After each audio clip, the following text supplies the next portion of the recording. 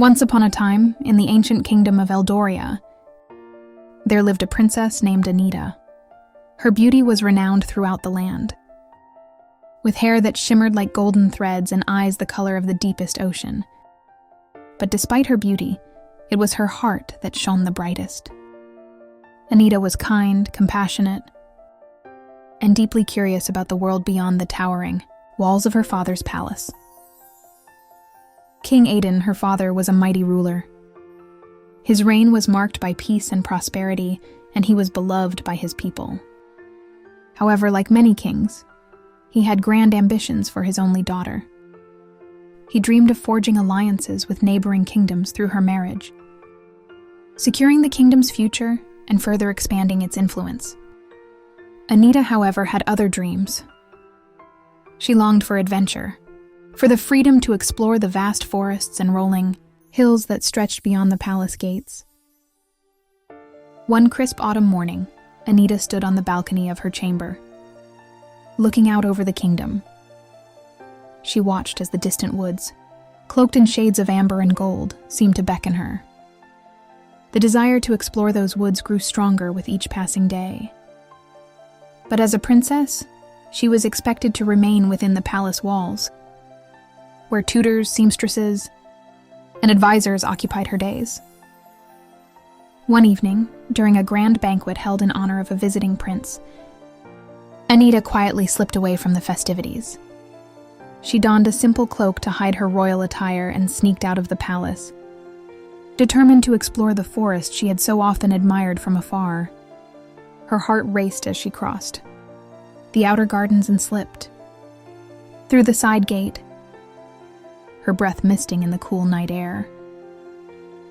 The forest was even more enchanting than she had imagined. The moonlight filtered through the trees, casting soft silver shadows on the forest floor.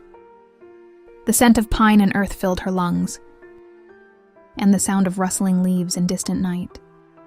Creatures serenaded her as she wandered deeper into the woods. But as the night grew darker, Anita realized she had ventured far beyond her knowledge of the forest paths. The trees began to look unfamiliar, and an uneasy feeling settled in her chest. She was lost. Just as she began to panic, she heard a soft rustle in the bushes nearby. Instinctively, she froze, her heart thudding in her chest. From the shadows emerged a man, tall and rugged, with broad shoulders and sharp, dark eyes that gleamed in the moonlight. He carried a bow across his back and wore simple leather armor, clearly a hunter. His clothes were worn and his hands were calloused, but there was a certain quiet strength about him. "Are you lost, my lady?" he asked, his voice deep but gentle. Anita hesitated for a moment, unsure of whether to reveal her identity. But something in the man's eyes told her she could trust him. "Yes," she replied softly, lowering her hood. I wandered too far into the woods. I thought I knew the way, but now I'm afraid I am lost." The hunter's eyes widened slightly as he realized who she was. "The princess," he murmured under his breath, bowing slightly. "I never thought I would meet royalty in the middle of the forest." Anita blushed. "Please don't bow. I'm just Anita tonight." The hunter nodded, respecting her request. "I'm Jude," he introduced himself, "a hunter from the northern village. These woods are familiar to me. I can guide you back to the palace safely." Relieved, Anita agreed, and the two began their journey back through the forest. As they walked, they spoke of many things of the kingdom, of the people, and of the world beyond the palace walls. Anita found herself enchanted by Jude's stories of his travels and his deep knowledge of the land.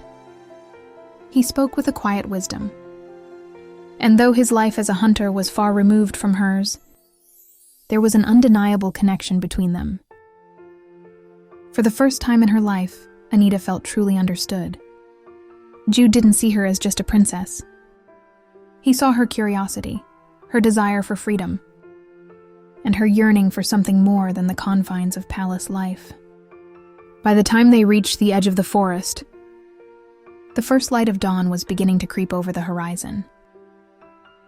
"I will see you back to the gates," Jude said, his voice low. "But after this, I must return to my life in the forest." Anita's heart sank at the thought of parting ways. "Will I see you again?" she asked, her voice soft, almost hesitant. Jude looked at her, his dark eyes full of emotion. "I don't belong in your world, princess. A hunter and a princess. It is not a life that was meant to be." But Anita wasn't willing to accept that. "Perhaps it wasn't meant to be," she said quietly. "But that doesn't mean it can't be. I will find a way." For weeks after that night, Anita could think of little else but Jude. She would wander the palace gardens, her thoughts always returning to the rugged hunter with whom she had shared such a brief, yet profound connection. She longed to see him again, but knew that the divide between their worlds was vast. Meanwhile, her father continued to press her to entertain suitors from other kingdoms. Princes and noblemen came to the palace, each hoping to win her hand in marriage. But Anita's heart remained distant, for none of them could compare to Jude. One day, when Anita could no longer bear the weight of her father's expectations, she made a bold decision. She would leave the palace and return to the forest. She needed to see Jude again, to understand what her heart was telling her. This time she didn't go alone. She brought a trusted maid with her and some provisions. And once again, under the cover of night, she ventured into the forest. It didn't take long for her to find Jude. He seemed to sense her presence, appearing silently from the shadows as he had the first time they met. "Anita," he said softly, surprised but not displeased to see her. "Why have you returned?" "I couldn't stay away," she admitted, stepping closer to him. "I haven't stopped thinking about you." Jude's expression softened, and for a moment, neither of them spoke. Then, in a voice barely above a whisper, he said, "I have thought of you as well, Anita, but your life is not here in the forest with me. You belong in the palace with your people." Anita shook her head. "I belong where my heart is, and my heart is with you, Jude." He looked at her, his eyes filled with conflict. "The life of a hunter is not the life of a princess." "Then I will leave behind the life of a princess," she replied firmly. "I don't want a crown. I don't want suitors or grand banquets. I want a life where I am free to be myself. And with you, I feel free." Jude's resistance began to crumble. He took her hands in his touch warm and strong. "If you choose this path, Anita, it will not be easy. The world will not understand." "I don't care what the world understands," she said, her voice steady. "All I care about is what we understand." And in that moment, beneath the ancient trees and the quiet night sky, Jude kissed her. It was a kiss that sealed their fate, a promise that no matter the challenges ahead, they would face them together. Word soon spread of the princess who had fallen in love with a hunter. King Alden was furious at first, unable to comprehend his daughter's choice. But Anita, standing tall and resolute, confronted her father with a quiet strength he had never seen in her before. She told him that love could not be dictated by status or title, that the heart chose whom it chose. In time, the king's anger softened. He saw the love in his daughter's eyes, the happiness that radiated from her when she spoke of Jude, and though it went against every tradition and expectation, he could not deny her the chance to follow her heart. Anita and Jude were married in a simple ceremony, attended by the villagers and the people, who had come to know and respect the princess who chose love over power. They built a modest home at the edge of the forest, where they lived a life of peace and happiness. Anita's story became legend in Eldoria, a tale of a princess who found love not in the arms of a prince, but in the heart of a humble hunter.